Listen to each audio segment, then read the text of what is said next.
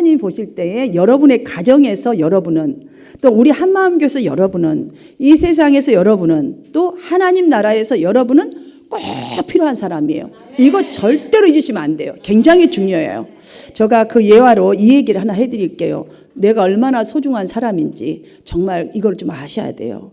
장애인 이 수영 선수 중에 김진호라는 선수가 있어요. 여러분들 아마 이분에 대해서 이렇게 기사를 읽어본 적도 있으시고 책도 읽으실 수도 있는 분들 계실 거예요.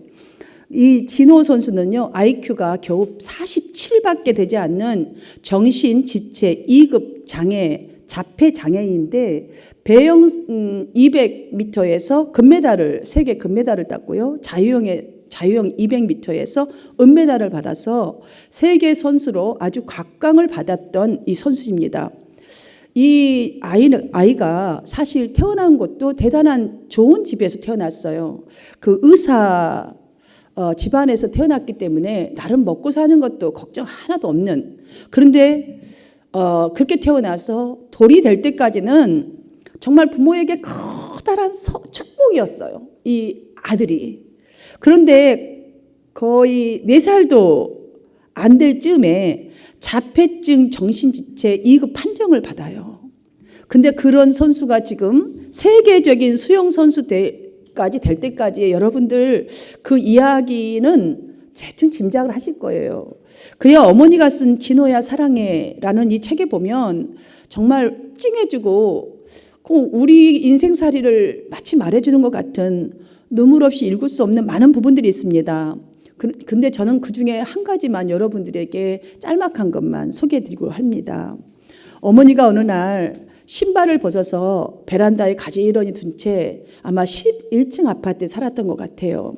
아파트를 딱 신발을 다 가지런히 놓고 거기를 내려다 보았단다. 그러니까 그 엄마의 고백이죠.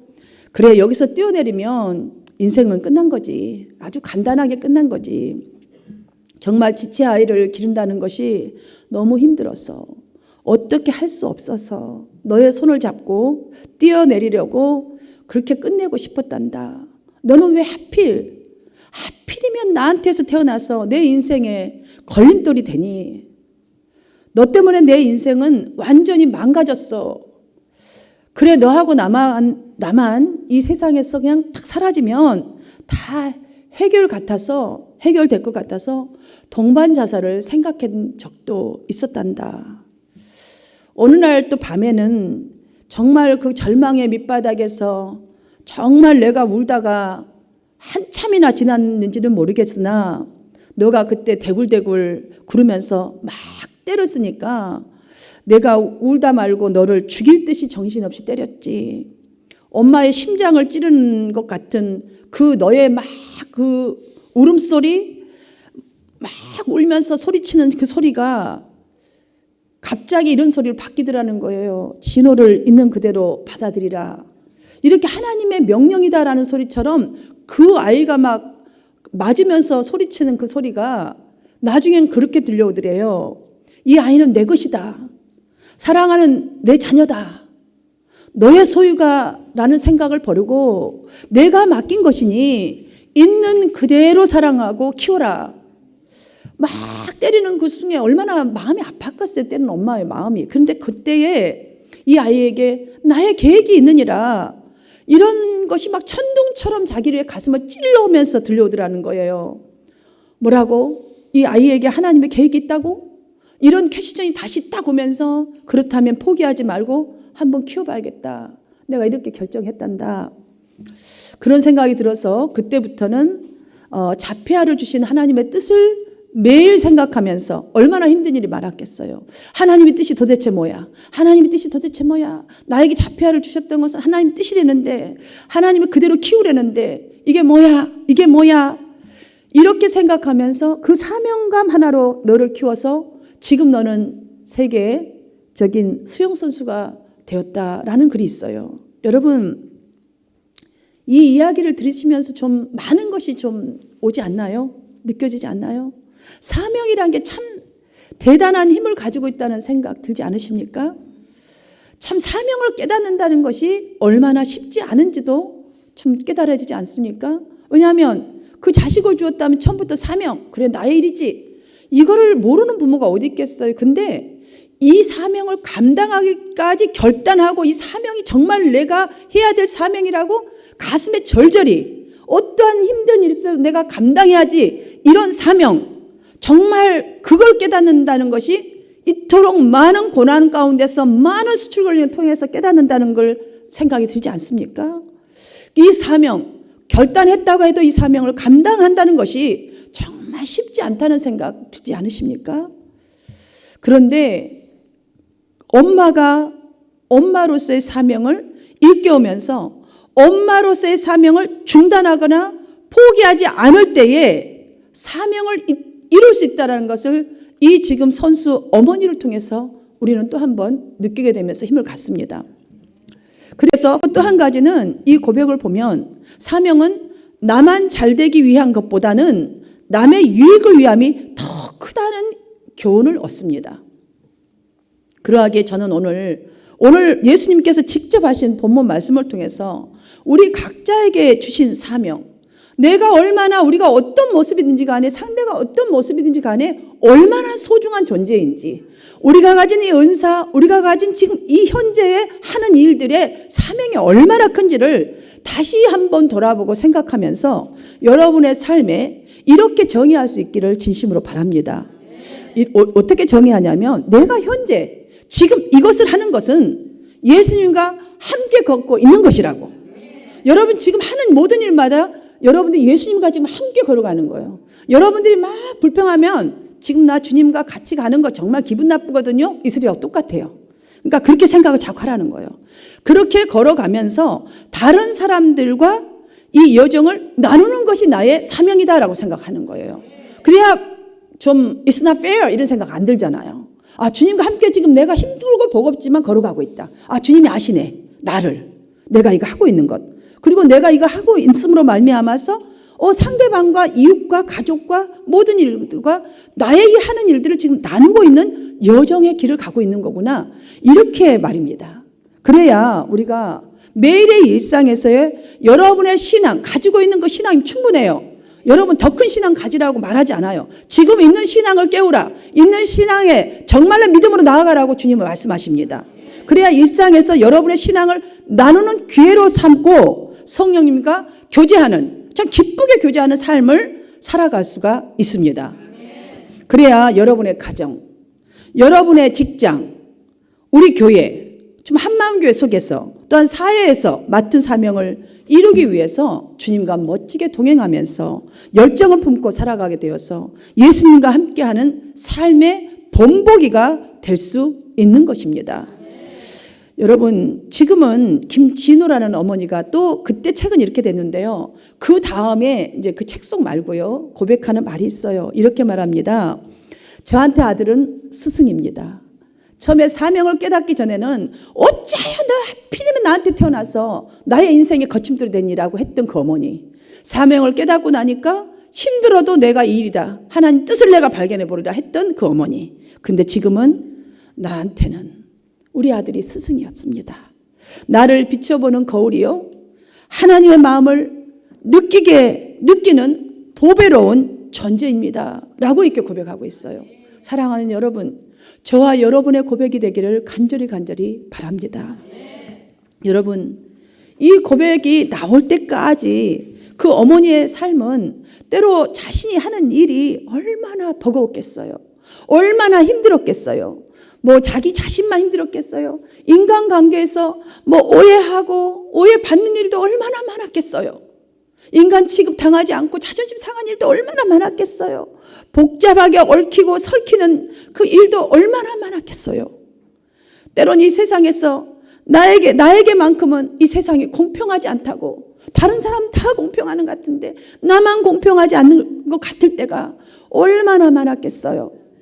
그러나 우리가 지금 이 어머니의 고백처럼 사명을 따라 살아야 그 원수들을 다 물리칠 수가 있습니다.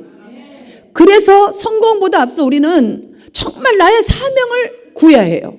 정말 하나님, 이 사명 정말은 내가 확신을 가질 수 있도록 내 이 속에 정말 이 하는 일을 통해서 하나님이 영광이 되는 이 확신을 구해야 한다는 거예요. 여러분, 사람들이요, 모두가 사명을 따라 사는 것 같죠? 그렇지 않아요, 여러분. 그렇게 내 눈에 보일 뿐이에요. 사실 사명을 모르고 살아가거나 사명을 망각한 채 살아가는 사람들이 참으로 많습니다. 그래서 우리가 이 모양 이 꼴인 거예요, 사실은. 정말로 사명을 여러분 알고 산다면 절대로 그런 행동, 우리가 싫어하는 행동 이렇게 할 수가 없어요. 사명을 지금 망각했거나 아예 사명을 모르기 때문에 내 마음대로 살아버린 거예요, 내 마음대로. 그러니 사명이란 자체가 상대방에게 좋은 생명로 흘러갈 수가 없는 것이죠. 그래서 우리는 명확히 알아야 합니다. 이렇게 사는 사람은 절대로 행복할 수 없다는 것을.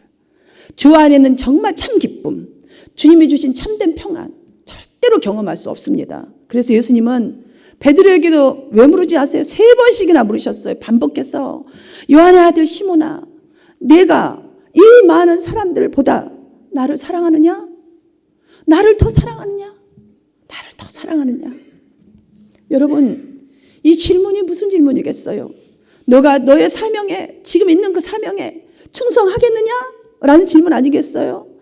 지금 이 주님이 말씀하신 것은 해도 되고 안 해도 된다는 것이 아니라 반드시 나의 말을 따라 살겠느냐? 충성하겠느냐? 사명을, 너의 사명, 정말 내가 너에게 준 이 사명에 충성하겠느냐? 라는 질문이에요. 왜 이런 질문을 하셨을까요? 왜 하나님은 약속을 해주셨고 우리에게 많은 명령을 하셨을까요? 위로는 하나님을 사랑하고 아래는 이웃을 사랑하라. 이렇게 하라. 팔복에는 가난한 자가, 심령이 가난한 자가 복이 있다. 맨 가난한 것만 나와요. 왜 이렇게 말씀하셨을까요? 우리의 사명에 충실하면 우리에게 있어야 할 것들을 하나님께서 책임져 주시기 때문입니다. 본문에서 예수님은 가장 먼저 본인을 이렇게 말합니다. 하나님 아버지께서 자기를 보내셨다는 이 사실을 이렇게 말씀하시는데요. 이 말씀이 한 번만 나온 게 아니에요. 본절뿐만이 아니라 16절, 18절, 26절 포함해서 4번씩이나 본문 지금 8장에 4번씩이나 이렇게 계속 언급하셨어요. 하나님께서 나를 보내셨다. 하나님께서 나를 보내셨다.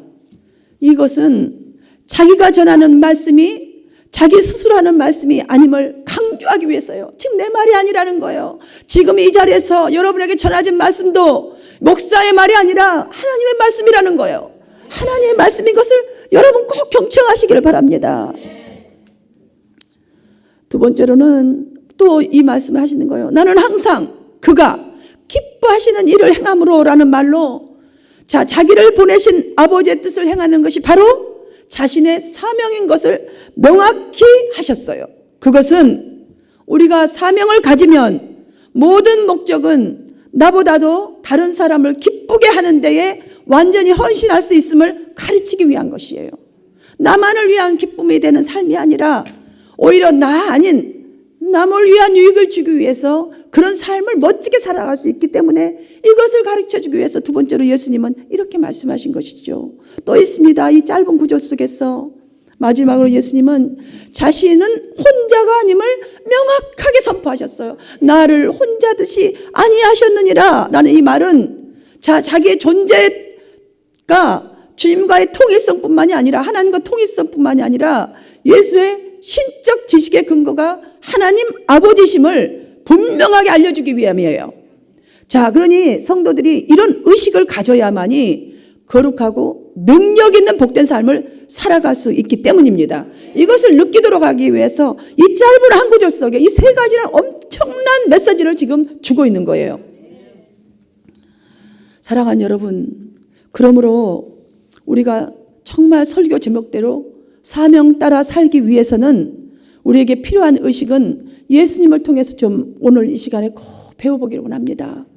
예수님이 우리에게 가르쳐 주고자 하는 우리에게 필요한 의식은 첫 번째로 동행의식입니다. 동행의식. 하나님과도 좀 동행 좀 하시고. 어떻게 동행하는 여러분들 설명 안 해줘도 다 하셔요. 우리 찬양대들은 찬양대들끼리 또 오면 오는 우리 성도들끼리 목사와도 같이 동행하고 다 같이 동행하는 거예요. 부부도 동행해야 되고.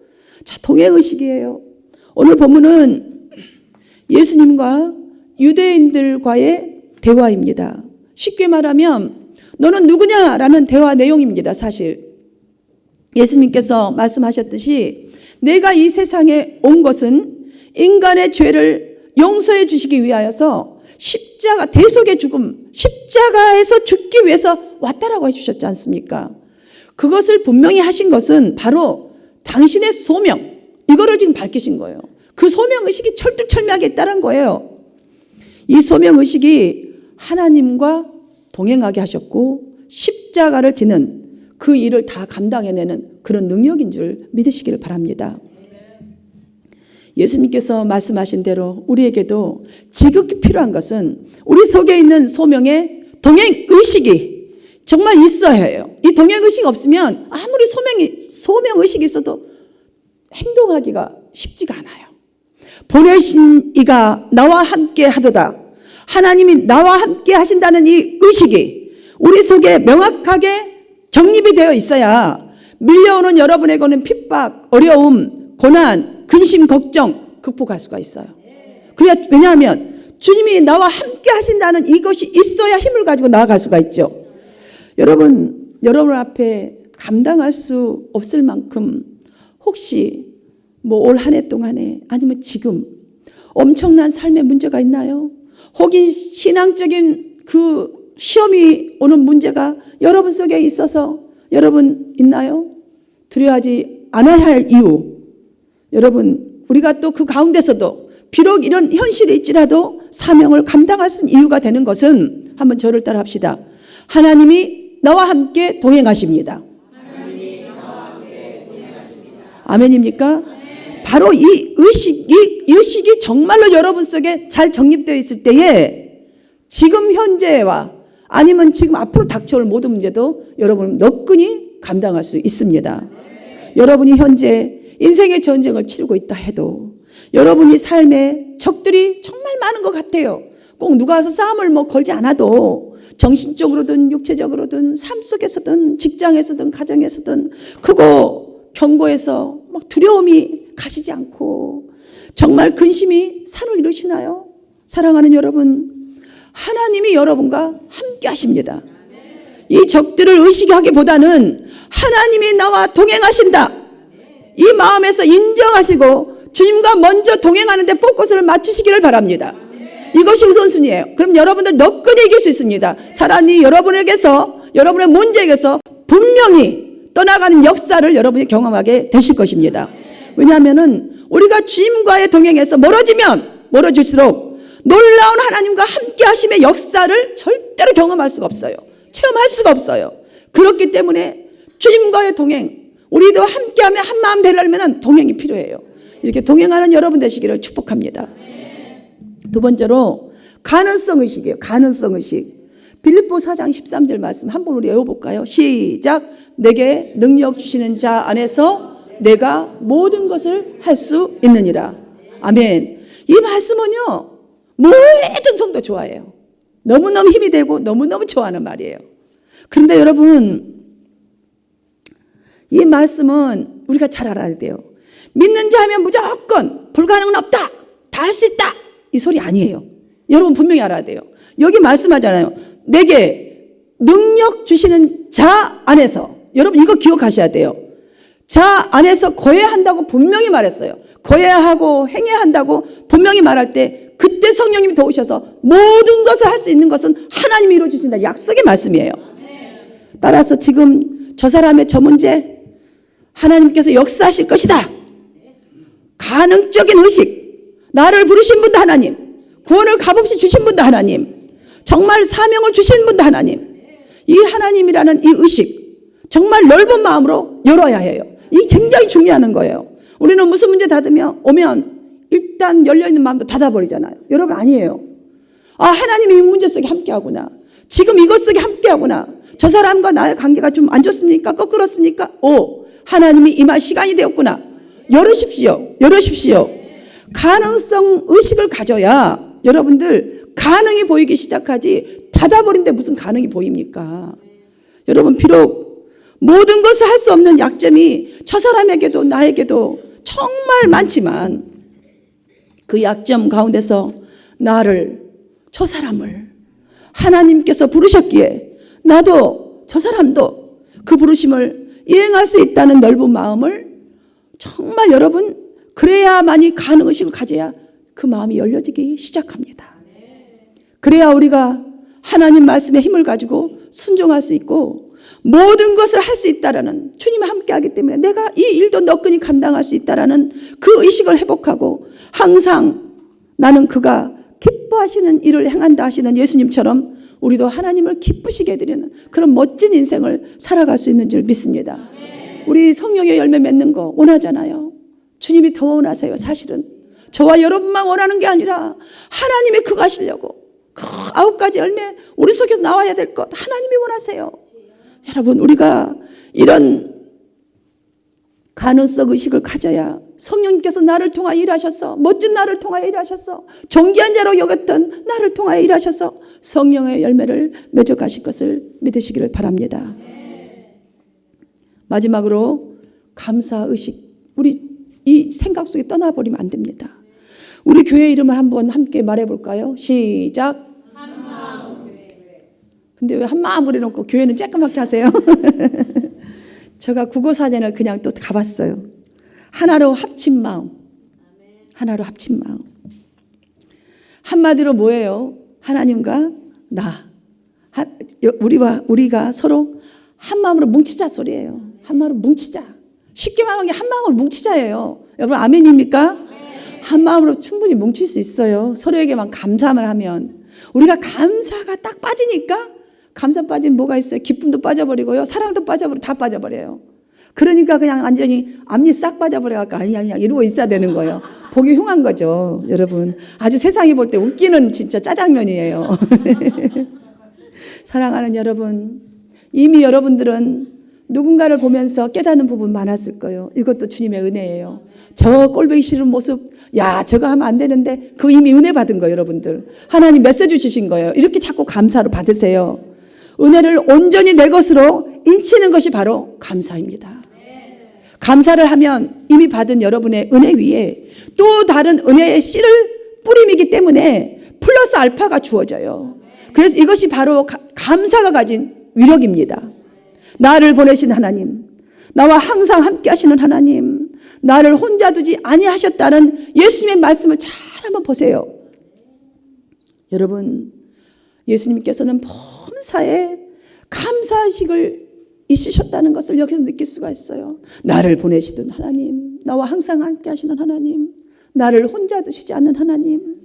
이게 얼마나 그 인생의 공생에 힘든 건 많은데 이렇게 사람들에게 말하고 제자들에게 말하고 유대인들에게 말할 정도면 그 감사를 단 한 번도 빠지지 않았다는 거예요.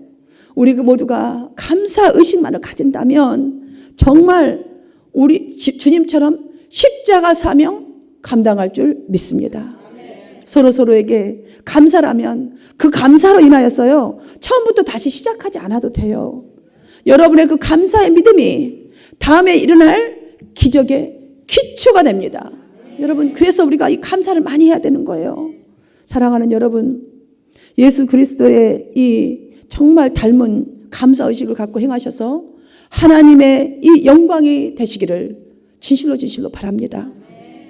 오늘 우리는 우리 인생의 최고의 안내자인 예수님을 통해서 오늘 우리는 정말 하나님의 영광이 되려면 동행의식이 얼마나 중요한가, 가능성 의식을 꼭 필요로 한다는 것, 감사의식은 내 삶 속에 절대 빠지면 안 되는 것을 배웠습니다. 사랑하는 여러분 더 많겠지만 이 세 가지만이라도 한 주 동안 잘 가지고 살아가셔서 하나님의 약속 가운데 저는 가장 중요한 핵심인 약속이 이거라 봅니다. 임마누엘, God with us, God with us. 정말 주님이 여러분과 함께만 한다면, 문제 속에도 함께 한다면, 여러분 기도 속에 함께 한다면, 여러분의 삶 속에 함께 한다면, 여러분의 믿음 속에 함께 한다면 분명히 여러분의 삶이 하나님의 영광이 되는 삶이 될 줄 믿습니다.